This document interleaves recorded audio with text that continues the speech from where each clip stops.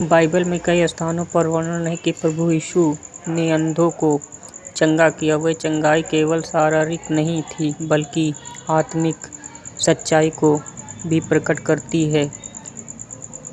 यीशु ने दो अंधे जब यीशु मस्जिद से जा रहे थे तो दो अंधे रास्ते के किनारे बैठे थे। उन्होंने सुना कि यीशु जा रहे हैं तो वे चिल्लाने लगे, हे प्रभु, दाऊद की संतान, हम पर दया कर। भीड़ ने उन्हें चुप रहने को कहा, पर वे और जोर से पुकारने लगे। यीशु ने रुककर पूछा, तुम क्या चाहते हो कि मैं तुम्हारे लिए करूं? उन्होंने कहा, प्रभु, हमारी आंखें खुल जाएं। यीशु ने उन पर दया करके उनकी आंखों को छुआ और वे तुरंत देखने लगे और उनके पीछे हो लिए।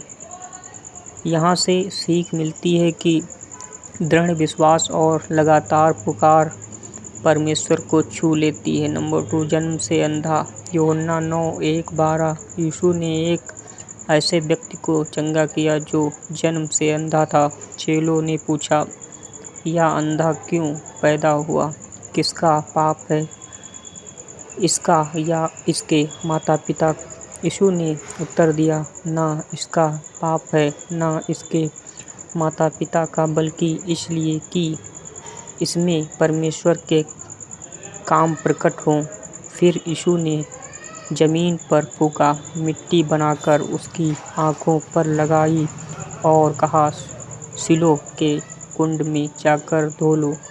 वह गया, धोया और देखने लगा। यहाँ से शिक्षा मिलती है कि यीशु हर दुर्बलता को परमेश्वर की महिमा का अवसर बना देते हैं। बैतसैदा का अंधा। मरकुस 8:22-25 में लिखा है, लोगों को एक अंधे यीशु के पास लाए और उसके लिए विनती की। यीशु ने उसका हाथ पकड़कर गांव के बाहर ले गया, उसकी आंखों में फूंका और हाथ रखकर पूछा, क्या तू कुछ देखता है? वह बोला, मैं लोगों को देखता हूँ, जैसे पेड़ों की तरह चलते हुए।